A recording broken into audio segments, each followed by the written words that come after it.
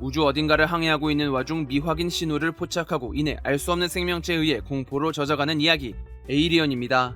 영화 전체를 훑기 때문에 스포일러에 주의하세요. 시리즈의 이름이기도 한 에이리언은 본래 에일리언이라 발음하고 적어야 합니다. Alien. 그러나 현재에 이르러서까지 모든 시리즈는 에이리언이라고 표기하는데요. 이는 예전 명칭을 사용하기 때문입니다. 80년대 당시 국내에서는 1편을 건너뛰고 2편을 가져와 시리즈 최초로 상영했는데 해당 작품이 흥행을 기록했거든요. 이후 1편을 뒤늦게 수입해 국내에서 상영하면서 명칭을 그대로 사용하게 됐습니다. 영화가 시작되고 작중 배경인 노스트로모호가 모습을 보입니다. 함선의 재원과 정보를 표기하니 우주로 진출한 인류와 자원 확보에 힘을 쓰는 지구의 상황을 대략적으로 유추해 볼 수 있겠습니다. 정체불명의 이유로 마더가 깨어나고 화면은 승무원들이 잠들어 있는 수면실로 향합니다. 이때 걸려있는 가운이 움직이는 모습을 볼 수 있는데요. 이는 수면실이 박테리아 감염을 막기 위해 음기압으로 유지되고 있다는 설정을 보여주기 위한 것이었다고 합니다. 항로를 벗어나 있다는 걸 알게 된 사람들. Mother's interrupted the course of our journey. 그 이유는 특정 신호 때문이었는데 Seems she has intercepted a transmission of unknown origin. She got us up to check it out. 회사와의 계약에 의거 신호의 원인을 찾고자 행성 LV-426에 착륙합니다. 이때 사용된 우주선은 질감으로도 느끼실 수 있듯 CG가 아닌 미니어처로 촬영한 장면인데요.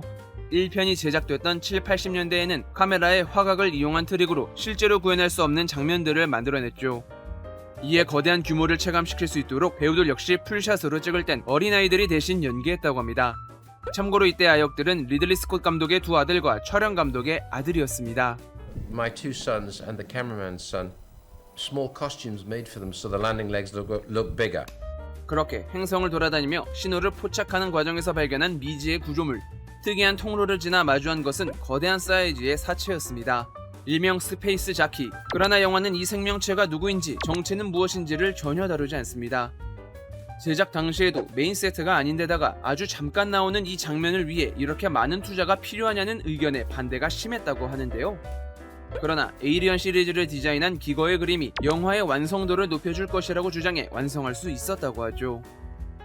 이후 이 설정은 시리즈의 프리퀄이 되는 프로메테우스에서 새로운 역할을 맡으니 다음 영상에서 더욱 자세히 다뤄보도록 하겠습니다. 스페이스 자키의 시체에서 미지의 골절이 확인됩니다. 이후 이 골절은 체스트 버스터에 의한 것이라는 걸 알 수 있는데요. 그렇다면 대체 왜 이 우주선은 신호를 내보내고 이 시체는 왜 여기에서 죽음을 맞이했을까요? 2003년에 수록된 감독의 코멘터리에 따르면 본 우주선은 무기 수송 차량이었을 것이라는 의견을 들을 수 있습니다. A weapon carrier, a biological or biomechanoid carrier of lethal eggs. 해당 의견은 이후 프리퀄이 진행되면서 구체화되었으니 이를 통해 스페이스 자키가 운반 중 자신도 공격을 받아 행성에 착륙, 일종의 경고 신호를 보내고 있었다로 추정해 볼 수 있죠. 옆에 난 구멍을 따라 내려간 케인. 그는 알들이 모여있는 공간을 발견하고 내부의 움직임을 포착합니다. 이 움직임은 리들리 스콧 감독이 직접 손을 넣어 만들었습니다. Those are my hands in the middle and a pair of rubber gloves. Because again, I said we've got to have a movement in the eggs. 이윽고 껍질이 열리더니 정체불명의 생명체가 얼굴을 뒤덮습니다. 이는 유압 장치를 이용 순식간에 사건이 벌어질 수 있도록 제작한 것입니다. 케인을 데리고 우주선으로 복귀한 달라스와 램버트. 감염 수칙을 내세운 리플리는 이들의 진입을 거부하는데 이후 애쉬의 독단으로 문이 열리고 케인의 상태를 점검할 때 손을 만지작거리는 램버트의 모습을 볼 수 있습니다. 이는 리플리를 보고 분노한 램버트가 뺨을 때렸던 일이 있었기 때문입니다. 과학장교인 애쉬의 주도로 케인의 상태를 확인하는데 추후 밝혀지겠지만 애쉬는 승무원들의 안전보다는 자신의 호기심을 자극하는 이 생명체에 큰 관심을 가집니다. 이내 케인은 멀쩡히 깨어났지만 그 속에 뭔가가 자리하고 있다는 걸 홀로 알아채고선 별다른 티를 내지 않고 있죠. 이에 리플리가 접근하자 화면을 꺼놓는 모습을 확인할 수 있습니다. 임무를 다한 페이스허거가 떨어지고 그 정체를 확인하려는 사람들. 이때 페이스허거는 조개와 굴로 그 내부를 만들었다고 하는데요. 어패류 특성상 부패와 변질이 빨라 냄새가 지독했다는 후문이 전해집니다. 케인의 복귀로 다시금 평화를 찾은 노스트로모호. 그러나 그 평화는 앞으로 다가올 재앙을 위한 발판이었는데 이윽고 그의 가슴을 뚫고 나오는 체스트 버스터. 이 장면은 해당 상황을 공유했지만 그 방법은 알려주지 않아 실제로 놀란 모습을 담았다고 합니다. 이후 체스 버스터가 튀어나오는 장면은 공간을 확보한 뒤 테이블 밑으로 사람 손을 넣어 촬영한 것이고요. 팀을 나눠 체스 버스터를 포획하려는 승무원들. 꼭 홀로 떨어진 사람이 먼저 죽는 법칙을 반영하듯 혼자 움직이던 브렛은 결국 에이리언에 의해 사망합니다. 그러나 그 모습은 명확히 다뤄지지 않는데요. 본래는 이 장면을 목격하는 순간이 있었으나 죽음의 정막과 에이리언의 정체를 숨김으로써 공포감을 유지하기 위해 본편에선 삭제했다고 합니다. 이에 뭔가를 봤다는 말은 목격했지만 화면에 나오지 않았던 것을 짚어주는 것이고요. 한편 성체가 된 에이리언은 배우에게 분장을 입혀 구현했는데요. 2m 8cm의 볼라지 바데조에게 딱 맞는 슈트와 장치로 만들어진 머리를 씌워 완성했습니다. 스턴트 장면에선 다른 배우들이 슈트를 입었으며 피스톤 장치를 설치하여 입이 튀어나올 수 있도록 만들었고요. 에이리언에 의해 하나둘씩 승무원이 공격당하자 뒤늦게 총을 꺼내는 사람들. 앞서 산성피로 인해 우주선이 녹는 걸 봤기 때문에 총을 아껴두고 불을 이용해 태우려 했던 것입니다. 하지만 이제는 이를 감수하고서라도 상대해야 하는 존재가 돼버렸습니다. 선장 달라스의 죽음으로 직책을 이어받게 된 리플리. 해결 방법을 찾다가 승무원의 희생을 감수하고서라도 이 생명체를 생포해야 한다는 절망적인 비보를 건네듣습니다. 그 결과 애쉬와의 갈등이 심화되기 시작하고 뜬금없이 코피를 흘리는데 본래 감압과 관련된 장면이 있었으나 일부 촬영을 제외하고 그 내용 전체를 삭제하면서 흔적만 남게 된 설정입니다.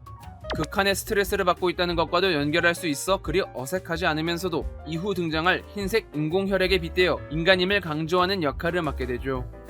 해당 설정은 이후 리플리의 트레이드 마크가 되어 시리즈에서 계속 등장합니다. 이내 애쉬와 격한 몸싸움이 시작되고 마침내 그 정체가 밝혀지는데 It's a robot. She's a goddamn robot. 이후 흰색 피는 합성 인간에 대한 정체를 보여주는 복선이 되며 시리즈 전반에 걸쳐 인간과 다른 선택을 내리는 캐릭터성을 부여받습니다. 관련된 정보를 얻고자 애쉬에게 전원을 연결할 때 탁 튀는 화면 전환. 티가 좀 많이 나서 어색함이 물씬 풍기는데요. 테이블 밑에 머리를 두고 촬영한 장면으로 이후 절망적인 말과 함께 비릿한 미소를 띌 때 You have my sympathies. 얼굴 표정이 다른 더미를 확인할 수 있으니 이는 두 개의 더미를 사용한 것이 아닌 표정을 변화시켜 촬영한 것입니다. 결국 노스트로모호를 폭파시키고 탈출선에 탑승한 유일한 생존자 리플리. 이렇게 끝낼 수 없었던 감독에 의해 영화는 다시금 긴박하게 흘러가고 이때 리플리는 노래를 부르는데 시고니 위버의 아이디어로 긴장 상태를 유지하면서도 평정심과 용기를 낸다는 모습을 보여주기 위해 노래를 불렀다고 합니다. 해당 곡에 대한 사용료 때문에 많은 고민이 있었지만 결국 편집하지 않고 살렸다고 하죠.